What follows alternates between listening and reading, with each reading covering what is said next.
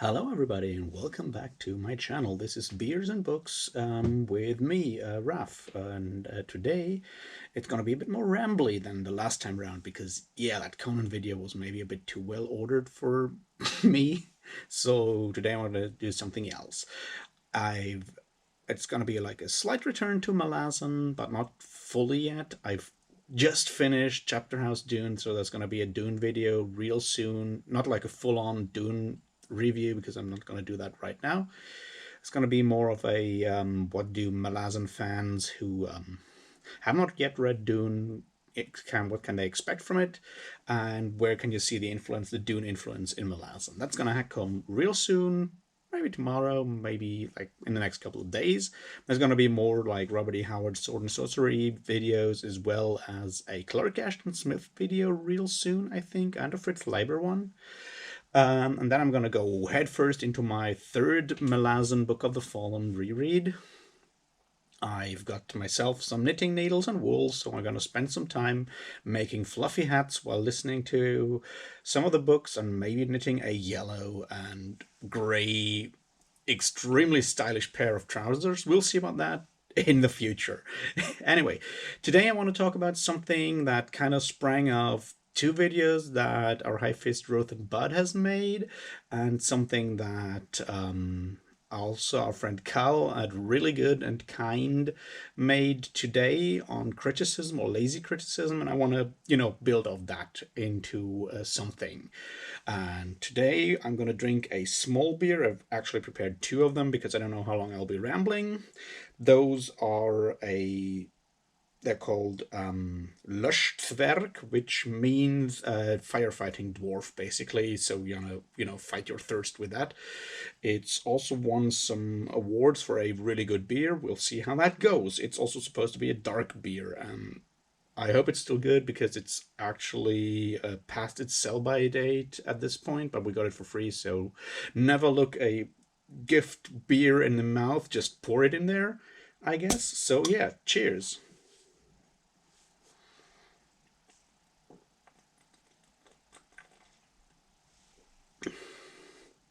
Yep, it's still drinkable, and it's a dark beer, but not like full-on black beer, so it's very, very drinkable at this point. Also, it's just very small.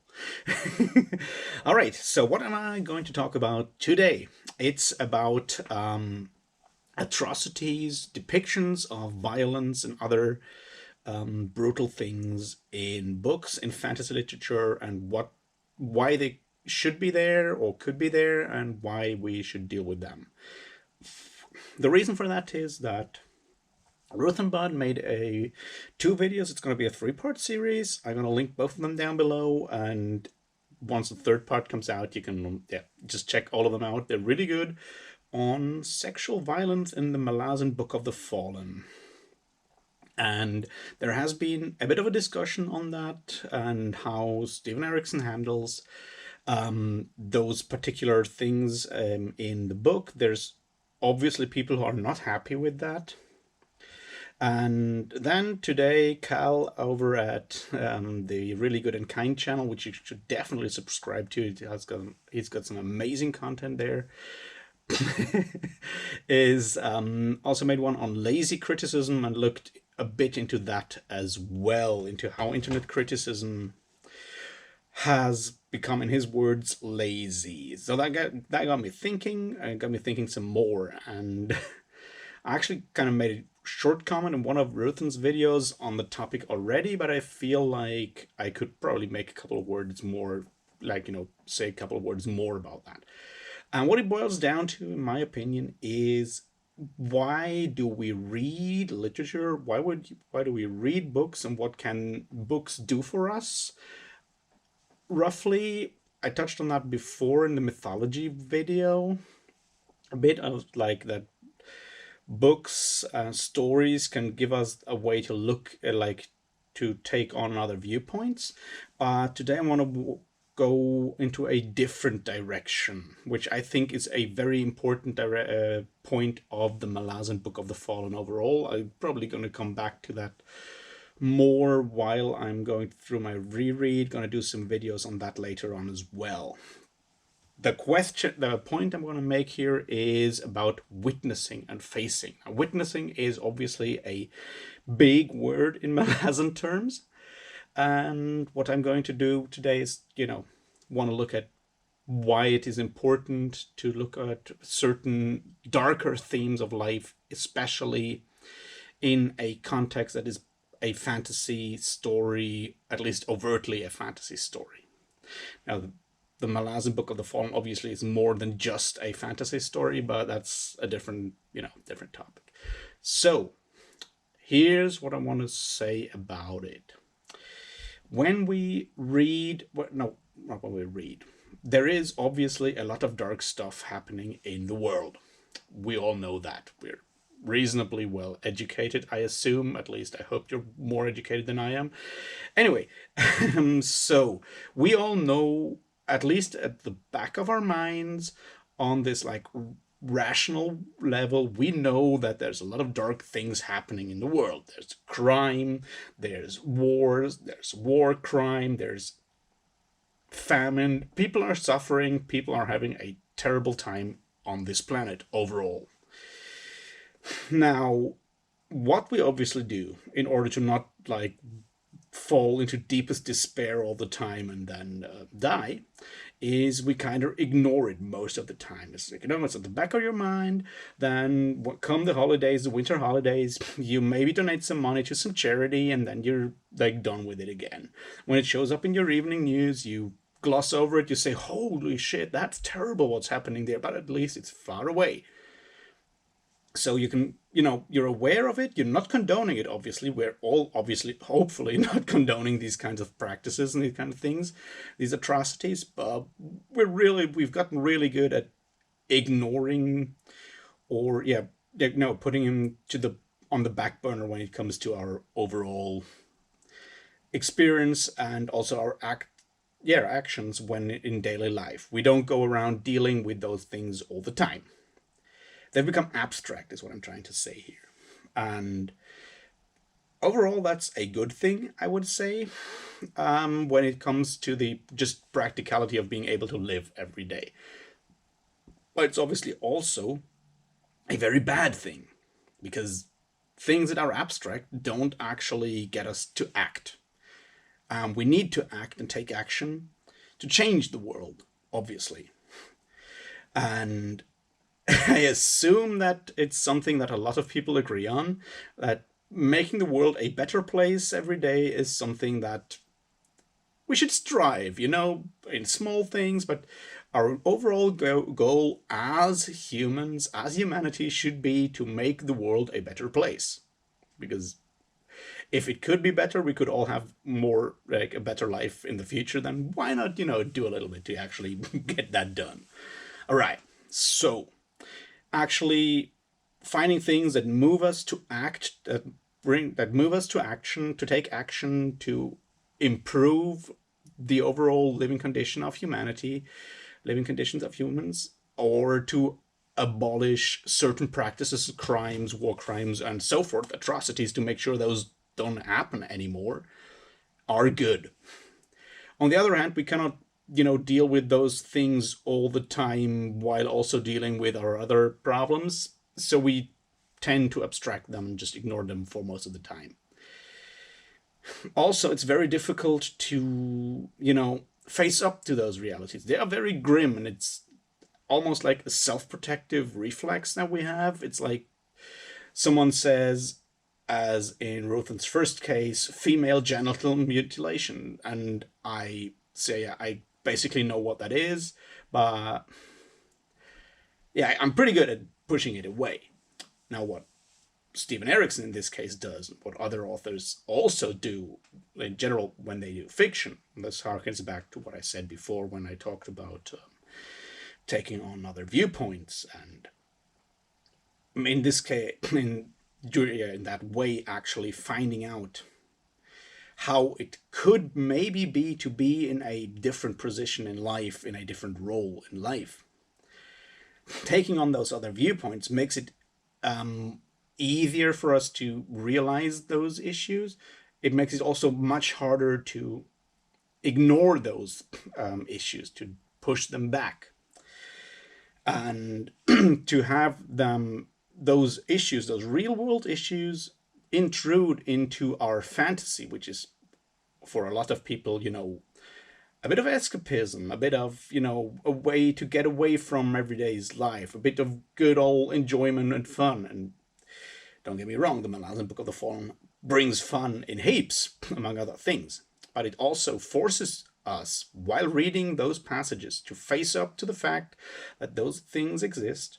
It forces up us, especially with like the first one that Ruthen did on Bidithal. It faces us also to deal with the fact that not only do crimes happen, do extremely brutal atrocities happen, but also there's a system around them, a support system around them, around the perpetrators of such atrocities that makes it possible for them to continue doing that. And those support structures may be people who don't condone that but ignore it for all kinds of different reasons. There might be tradition in there, there might be personal political issues or whatever. It forces us to realize that those things happen and are possible, and we cannot, while reading a fantasy book that is far away from the evening news, which we have been numbed to at this point. It forces us to deal with the reality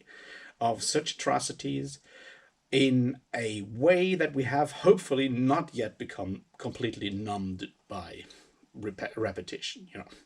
So when we read the Malazan Book of the Fallen or other fictional works that deal with harsh and brutal things, that deal with atrocities, with inhuman things, which still happen in our real world as well, it forces us to witness them, to face them, and to actually do something about it, hopefully, or at least it makes us very uncomfortable in a way that watching, reading, hearing about those things in an abstract way in news coverage, for example, doesn't anymore, because it is put somewhere else. In this case, with the Malazan Book of the Fallen or other fiction, it definitely doesn't stop at the Malazan Book of the Fallen, but it's a very good example because it does this a lot with all kinds of different things.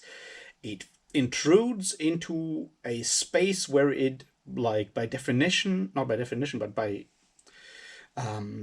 experience or by tradition, has not actually taken over that large a space. And I remember, for example, when I tried to read the Chronicles of Thomas Covenant for the first time, that whole first part when he's just lamenting about his leprosy just really pissed me off, because I wanted a fantasy story. Now, I was much younger back then and didn't have much experience at reading fantasy books, so I hope I can be excused for that thought. I don't think like that anymore. I still have issues with the book, but that's maybe a different story for another time. But what I'm trying to say here is that art that makes you uncomfortable as a reader then may move something in you that may have, or hopefully has, real-world consequences. And it can do that in a way that hearing about real-world atrocities or real-world events can no longer do, because we have all been overwhelmed by real-world news and real-world atrocities so much. It kind of blindsides us. It reaches us in a place where we are maybe more vulnerable as a reader because we're not expecting it there. We're also opening up, and we're all alone. It's a very personal thing to read. A book is a very personal thing. So we're all alone there with the book, with the narrator, and then he drops something like that on us. Whether it is whatever Karsa Orlong is doing, whether it's the stuff in House of Chains in general is very brutal on that, or later on books as well. The point is, we are maybe more open to actually facing those things than thinking about them, and hopefully doing something about them. And that's what I said. It's like it forces us to actually witness and not just, notice on a abstract level. It forces us to witness atrocities, and witnessing atrocities is something that very few people can do without then doing something about it. So we can then obviously argue about whether a specific writer handles a specific scene in a good way or in a not so good way. That's something that is obviously up for discussion. But to say those things don't belong in books in general is wrong, because it then excludes it then takes that chance away from us to actually do something about it. And to say books shouldn't do that is maybe just, discarding the whole idea of literature in general. Of course, books should move you to do something, and if books do it that way, that's a good thing. You just need to be aware of what you're getting yourself into when you're starting to read a book. Well, that's a different story. All right, so that was like a rather short one, I think, and I hope it didn't come up as too rambly.